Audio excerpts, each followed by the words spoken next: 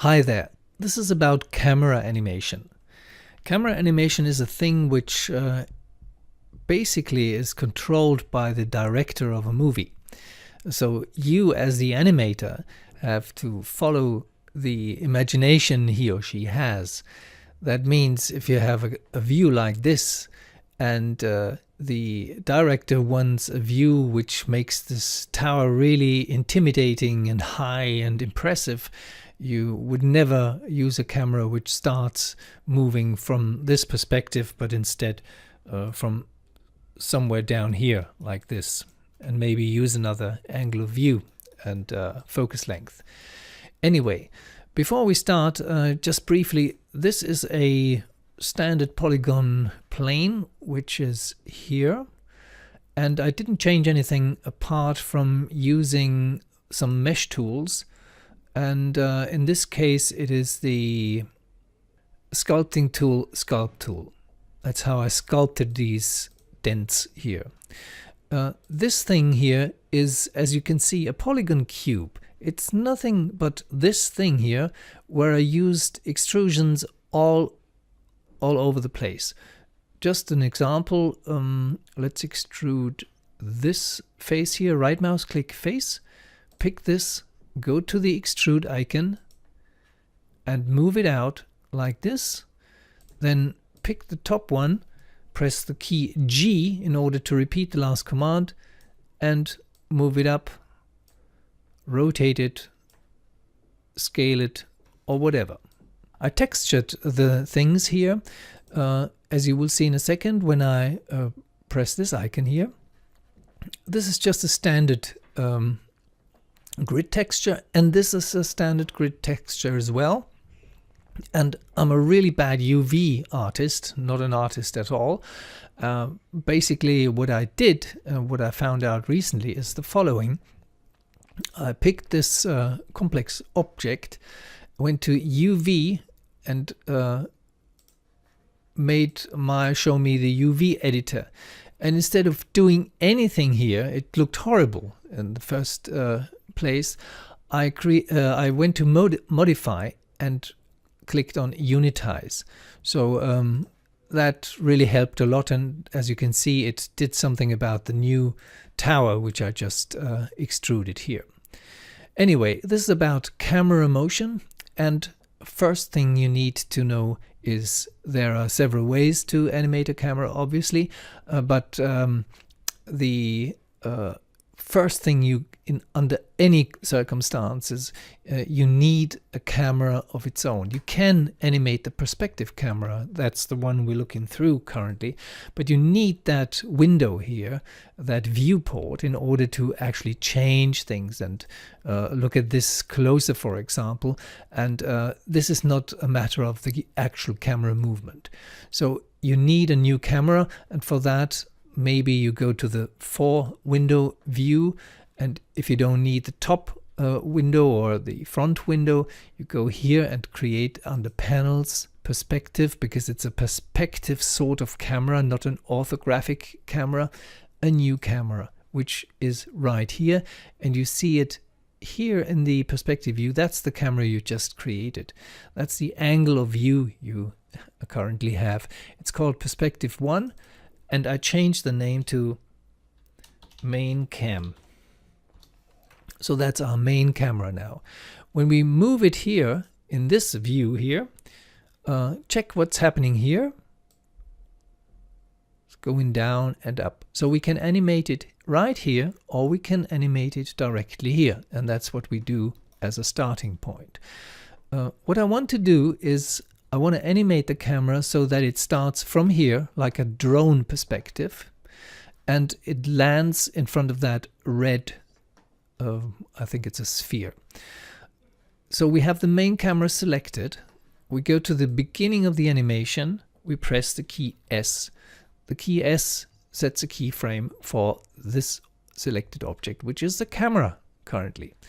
Now, I've extended the length of the animation to 1000 frames. You can do that just as you like. So at the end, at let's say actually around 400 frames, we want to be very close to that red dot. So let's get the camera close to the dot like this and press another time the key S. So between 1 and 433 the camera performs a motion. Now let's have a look.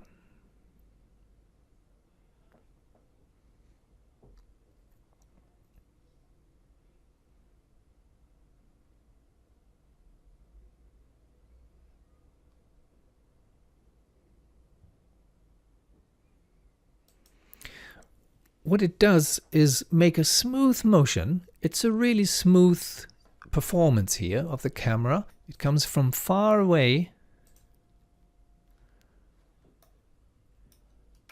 and slowly moves into the scene. Does a smooth rotation and lands in front of the red dot. But it doesn't keep the red dot in focus, and that's what we would naturally want. Now it sort of looks here. That's in the center of the scene now. So we could, we're currently at frame 161. We could help the camera a little bit getting focused on that red dot, like moving it here, for example, and press the key S. So what is the animation like now? It rotates a little bit faster, and the red dot is really sort of in focus. Now it's a little bit too low, so we can go here and actually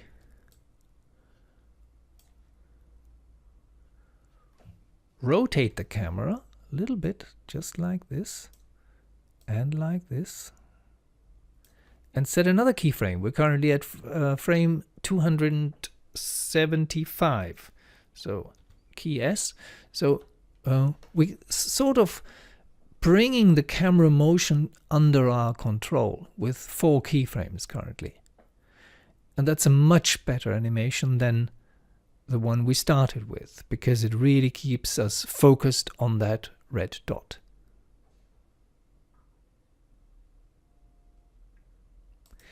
You can look at the animation in the animation editor called Graph Editor, which is here. It creates a smooth motion. If you focus, for example, on those keyframes here, you see everything is going smooth. That's why we have such a really pleasant motion, which sometimes is a little bit too pleasant. Never mind. Let's delete the camera. Now we're back in the top view again and create a new camera here. This time via Create Cameras, and here we have Camera and Aim. I want to create a camera with an aim. And here in the outliner you see it's a group now. The camera is not just the camera, it's a group, and under that group node is the actual camera and a camera aim. Let's have a look at this right here. This is the new camera here. And that is the aim. So what I can do now is move the aim to the red dot, like here. And when I move the camera now, it will always be looking to that red dot. When I move the camera to the right, it will actually look straight along that line. So that's the way I could animate the camera, and it will always look at this point, which is the purpose of the aim in this node here, the camera aim. I can also animate the aim. Example, go to the first frame and we set the, actually we go to frame 200 sort of. We set the aim to the top of that little hill here. So I have the aim selected and I set a keyframe by pressing S. Now couple of hundreds of frames later, I set the aim to the yellow star, like here. Set another keyframe. And now go to frame 600, for example, or yeah, 600, and I move the aim to that red dot now.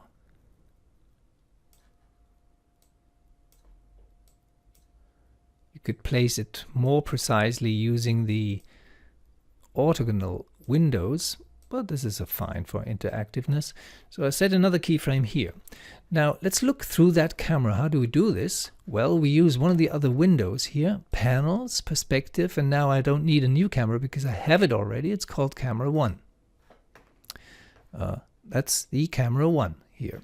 The camera is not animated. When I select it, there are no keyframes here, no red lines here, but the camera aim is animated.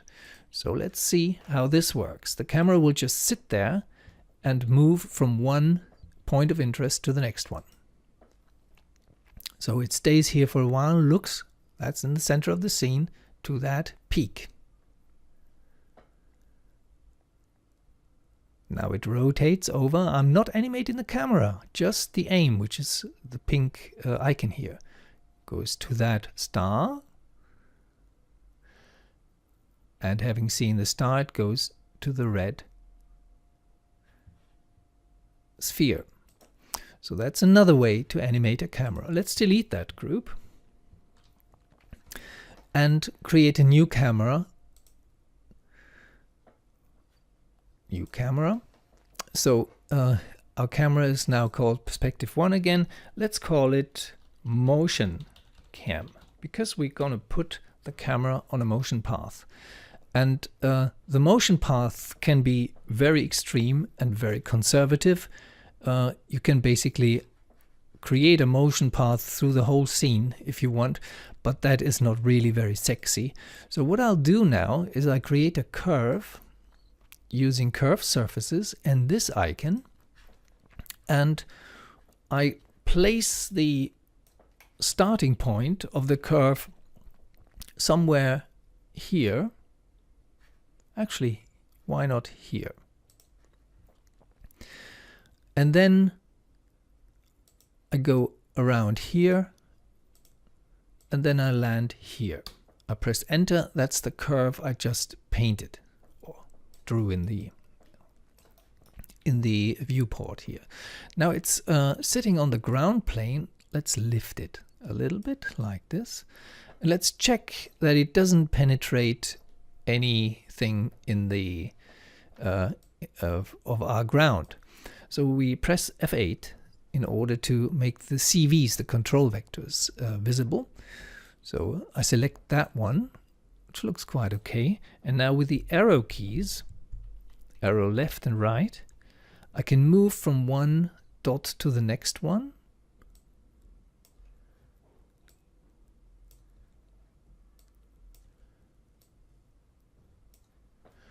And adjust the curve. So it looks all right now. So F8 again, and I'm back in object mode. Now I'm going to attach the new camera, which is called Motion Camera, to the curve. And the way you do it is exactly this, this sequence. You select the camera first, and then the aim of the camera. So where the camera is going to be constrained, which is the curve. So first the camera and then the curve. Now where are the constraints now? They're not here because you find them under animation. Constrain, motion path. And let's use the checkbox here. It sets the motion to the time slider range, which is currently 1000 frames, which is very long. Why not click here and go from frame 1 to say frame 400. So the motion path will be 400 frames long, and we leave the rest as it is and apply it. And you see the camera has jumped and the animation goes like this now.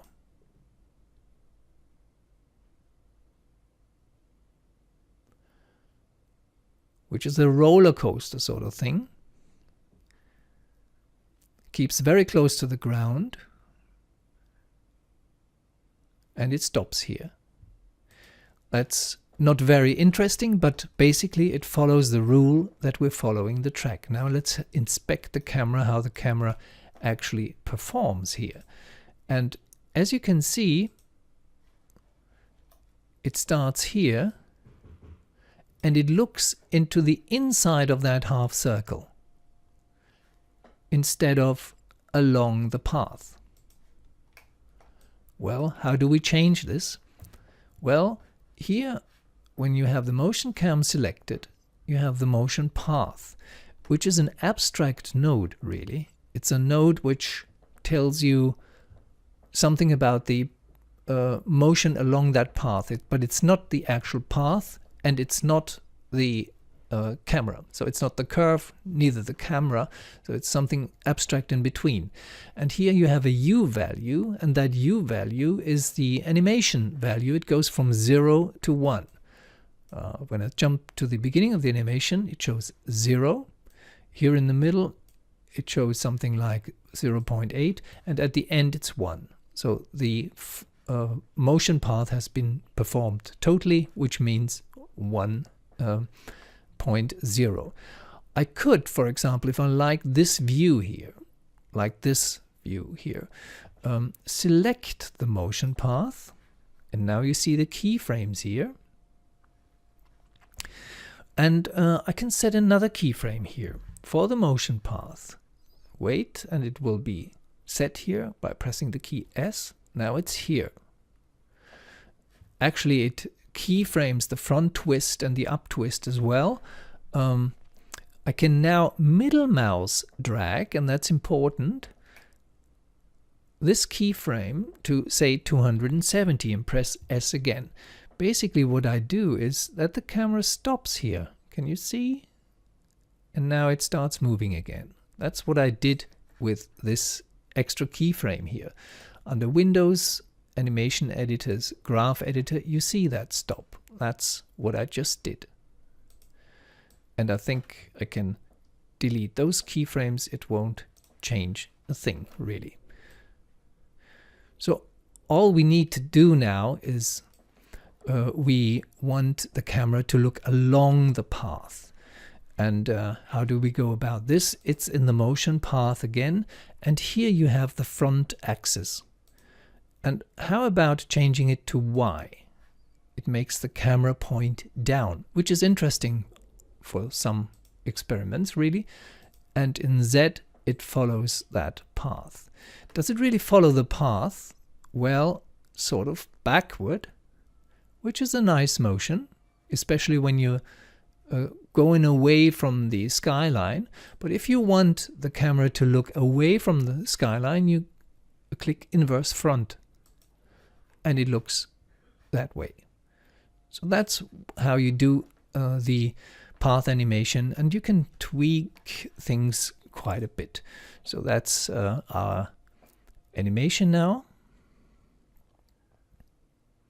Following that smooth curve. Really nice. Wait here for a second and land at the goal. I mean, a camera which ends here, camera motion, is just pathetic because there's nothing to be seen here. But anyway, you know what this is about now. So let's delete the motion cam and the curve. And what I'll do now is I create a camera cut, and that's the last thing I'm going to show you.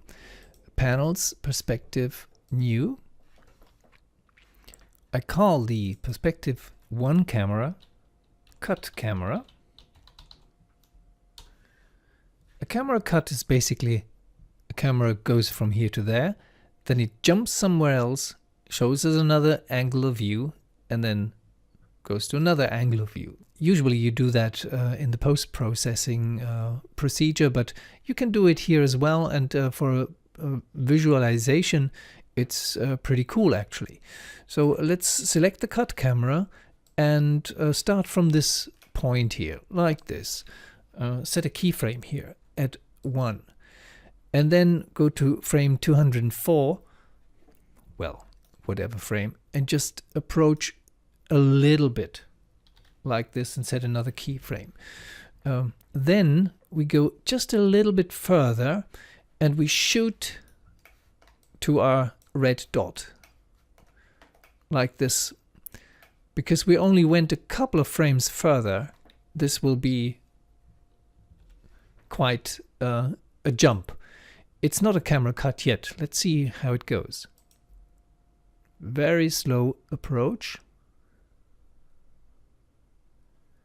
So we're introducing the scene, and now, woof, we go to that ball here. Now, with the arrows with the orange strokes here, you jump from keyframe to keyframe. Let's go back to the last keyframe, like here. That's when we arrive here. Actually, we want to stay here for a little bit of time, like this. So let's set another keyframe. But now we go one frame further. That's the basics of a camera cut. You change the perspective of your camera within one frame. So that's that icon. So I'm at frame 260 now, with it 259 just previously. And now we just move away like this. And set another keyframe. Now here the animation goes like this. We're jumping now to the dot, and now we're far away from the dot. We stay here for a while, set a keyframe. Now we'll look at the dot from here, set another keyframe. So that's how it goes now. Zack. And